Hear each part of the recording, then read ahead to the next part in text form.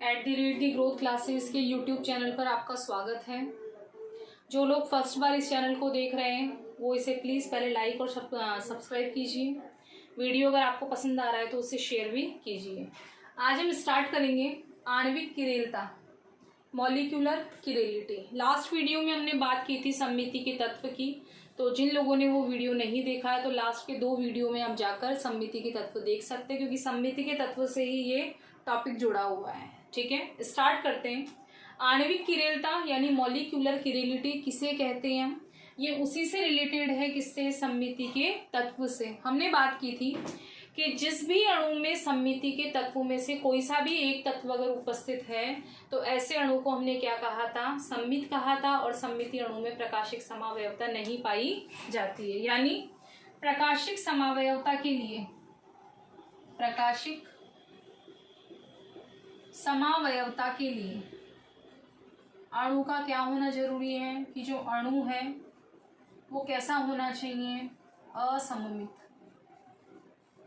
कैसा होना चाहिए? असममित। यानी यदि किसी में एक भी सममिति का, यदि किसी अणु में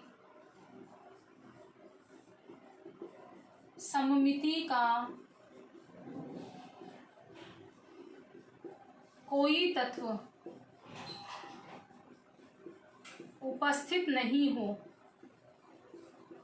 कोई तत्व उपस्थित नहीं हो,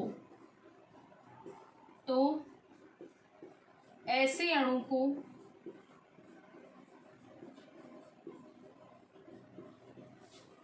असममित कहेंगे।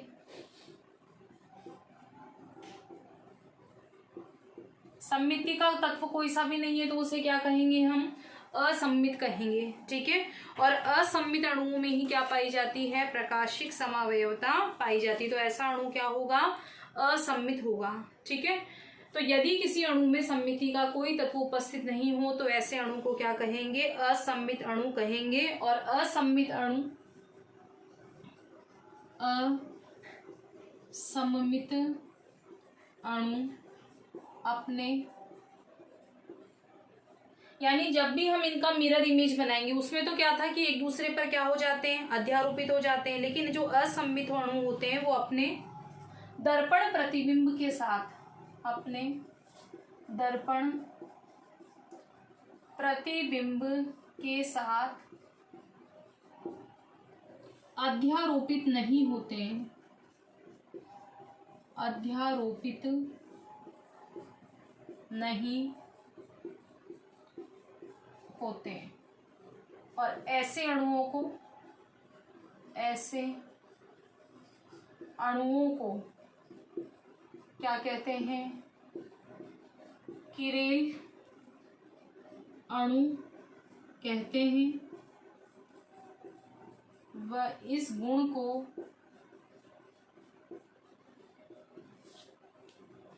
आणविक किरेलता कहते हैं।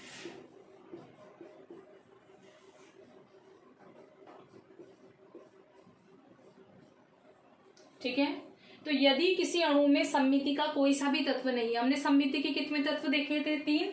यानी सममिति अक्ष भी नहीं होना चाहिए, सममिति केंद्र भी नहीं होना चाहिए, और एक था हमारे सममिति का तल भी नहीं होना चाहिए। तो यदि किसी अणु में सममिति का कोई तत्व उपस्थित नहीं हो तो ऐसे अणु को हम क्या कहते हैं? असममित। क्योंकि सममित अणु में तो क्या पाई जाती है? प्रकाशिक समावयवता नहीं पाई जाती। लेकिन तो अणु का क्या होना जरूरी है फिर? असममित। और असममित अणु अपने दर्पण प्रतिबिंब के साथ अध्यारोपित, इसका एक एग्जाम्पल भी हम देखेंगे अभी, अध्यारोपित नहीं होते, ऐसे अणुओं को किरेल अणु कहते हैं। और इस गुण को आणविक किरेलता कहते हैं। और किरेल अणु ध्रुवण घूर्णक होते हैं, ध्रुवण घूर्णक होते हैं तथा प्रकाशिक समावयवता प्रदर्शित करते हैं।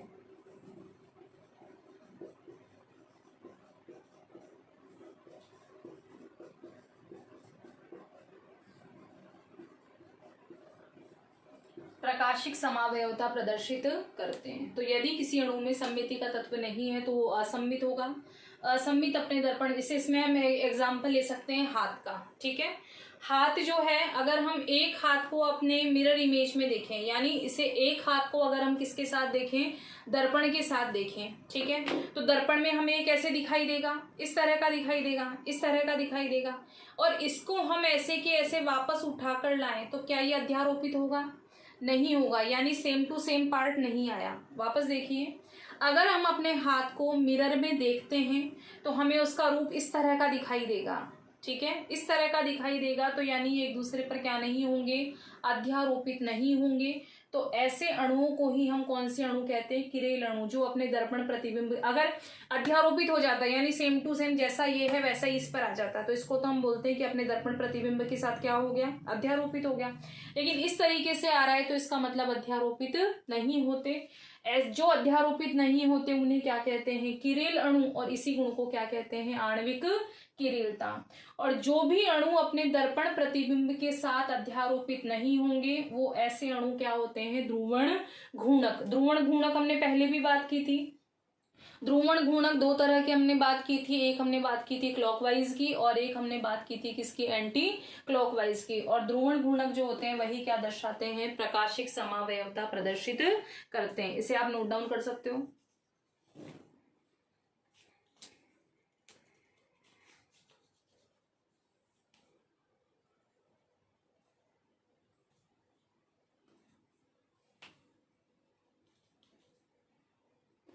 ठीक है, आगे देखते हैं। तो यानी प्रकाशिक समावयवता के लिए अणु क्या होना चाहिए? असम्मित होना चाहिए। और असम्मित किसे कहेंगे? जो अपने दर्पण प्रतिबिंब के साथ में अध्यारोपित नहीं होते। अब जो ये किरेल वर्ड हमने पढ़ा, ये किरेल वर्ड जो है, किरेल शब्द कौन सी भाषा से लिया गया है? ग्रीक भाषा से। और ग्रीक भाषा के कौन से शब्द से लिया गया है? चेयर से। किससे लिया गया है? ये चेयर से लिया गया है। ठीक है, चेयर से क्यों लिया गया है? क्योंकि चेयर शब्द का जो अर्थ होता है वो क्या होता है? हाथ। किससे लिया हुआ है? चेयर शब्द से लिया गया। और चेयर शब्द का जो अर्थ है वो क्या होता है? हाथ। अब जो हमारे दोनों हाथ हैं, यानी एक हाथ को हमने लिया यहाँ पर, तो एक हाथ जो है वो दूसरे हाथ का क्या होता है? दर्पण प्रतिबिंब होता है। क्या होता है? दर्पण प्रतिबिंब। ठीक है, या फिर हम इसको इस तरीके से देखो बात करें, हमने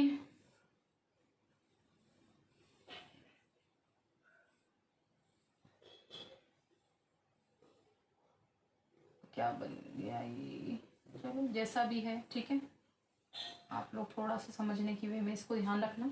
एक हमने हाथ लिया, इसी का हमने क्या बनाया? यहाँ दर्पण प्रतिबिंब बनाया, तो हमारे पास में ये इस तरह से आएगा।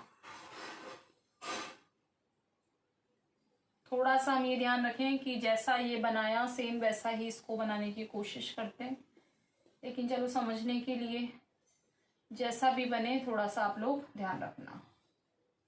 ठीक है, जैसा भी बनाए ऊपर नीचे थोड़ा सा इसको समझने के लिए आप ध्यान रखना। हमने एक हाथ का दर्पण प्रतिबिंब ये वाला बनाया। ठीक है, अब ये दोनों एक दूसरे के क्या हैं?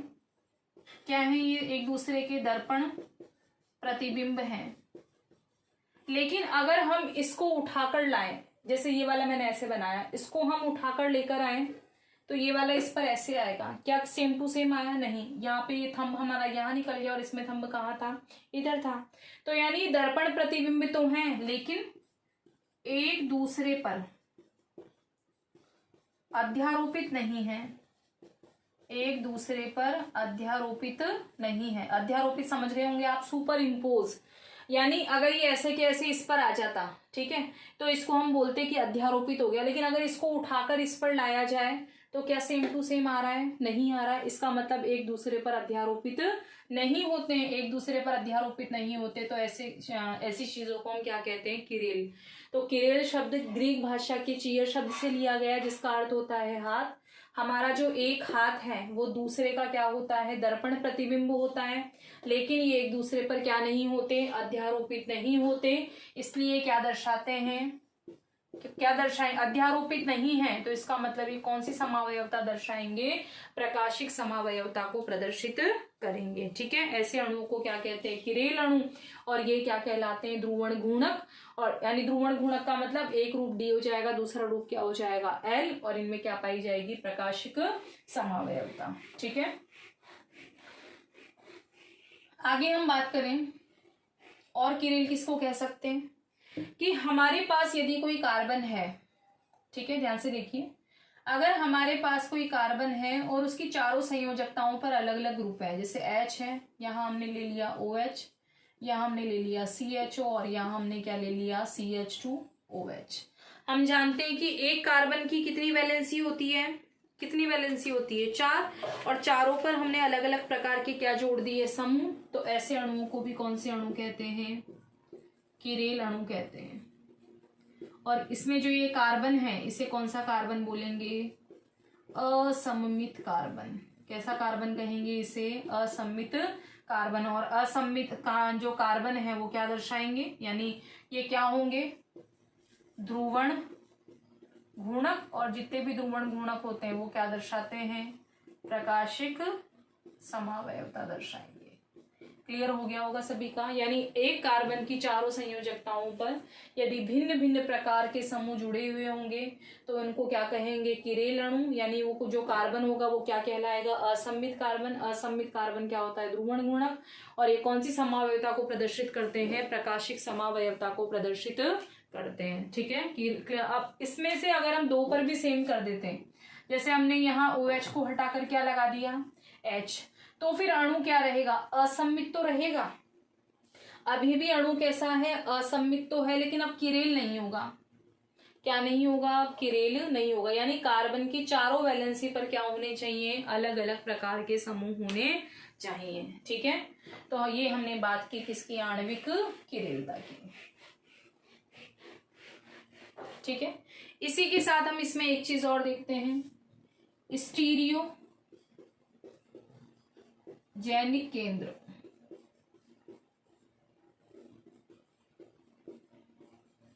स्टीरियोजेनिक केंद्र, स्टीरियोजेनिक केंद्र क्या होते हैं उनके बारे में हम बात करें तो स्टीरियोजेनिक केंद्र, या इसे हम किरेल केंद्र भी कहते हैं, उस कार्बन परमाणु को कहते हैं जिसके कारण से अणु में क्या उत्पन्न होते हैं, प्रकाशिक गुण। और ऐसे कार्बन अणु पे चारों संयोजकताओं के साथ भिन्न भिन्न परमाणु या किससे जुड़े हुए होंगे, समूह से जुड़े हुए होंगे। तो यानी स्टीरियोजेनिक केंद्र किसे कहते हैं, स्टीरियोजेनिक केंद्र, या इसी को हम क्या कहते हैं, किरेल केंद्र। तो इसमें हम क्या लिख सकते हैं, वह केंद्र जिसके कारण अणु में प्रकाशिक गुण उत्पन्न होते हैं, जिसके कारण अणु में प्रकाशिक गुण उत्पन्न होते हैं। प्रकाशिक गुण यानी एक तो बन जाए क्लॉकवाइज और दूसरा क्या बन जाए, एंटी क्लॉकवाइज। और ऐसे कार्बन परमाणु, ऐसे कार्बन परमाणु, इसमें जितने भी कार्बन परमाणु आएंगे उनकी चारों वैलेंसी पर अलग अलग प्रकार के क्या होंगे, समूह। तो ऐसे कार्बन परमाणु अपनी चारों संयोजकताओं के द्वारा, अपनी चारों संयोजकताओं, अपनी चारों संयोजकताओं के द्वारा, कितनी वैलेंसी होती है कार्बन की, 4। तो अपनी चारों संयोजकताओं के द्वारा भिन्न भिन्न परमाणु, भिन्न भिन्न परमाणु अथवा समूहों से जुड़े हों, भिन्न भिन्न परमाणु अथवा समूहों से जुड़े हों। जैसे एक एग्जांपल लेते हैं, अभी हमने थोड़ी देर पहले भी लिया था ग्लिसरॉल्डिहाइड का।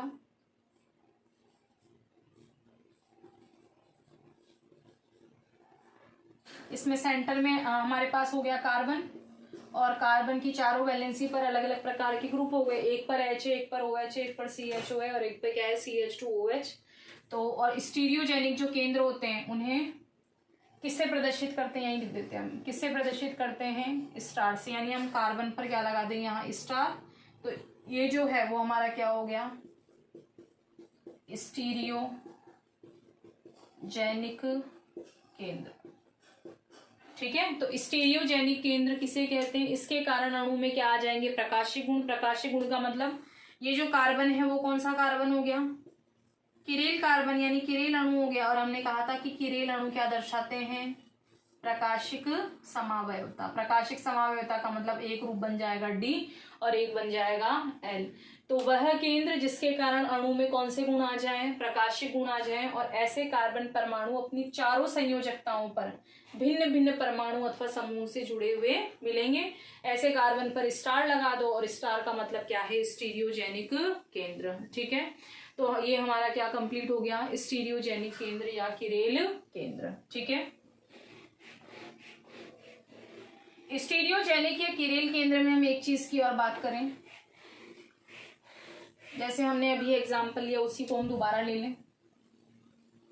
OH, ये क्या था H, यहाँ ऊपर क्या था हमारे पास CHO, और यहाँ क्या था हमारे पास CH2OH। इसका हमने यहाँ बीच में क्या रख दिया, मिरर रख दिया, दर्पण रख दिया।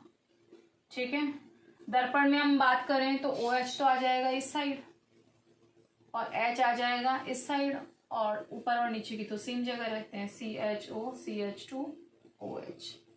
अगर हम इसको उठाकर इधर लेकर आए तो क्या एक दूसरे पर अध्यारोपित हो रहे हैं, वापस देखिए, इसको हम उठाकर इधर लेकर आए तो यहाँ आएगा H और यहाँ आएगा OH, तो यानी एक दूसरे पर क्या नहीं हो रहे, अध्यारोपित नहीं हो रहे। तो ये दोनों जो है वो एक दूसरे के मिरर रखते ही ये दोनों एक दूसरे के क्या होंगे, प्रतिबिंब रूप। क्या कहलाएंगे ये, एक दूसरे के प्रतिबिंब रूप। ठीक है, तो अणुओं के ऐसे जोड़े को, प्रतिबिंब रूप की डेफिनेशन क्या हो जाएगी,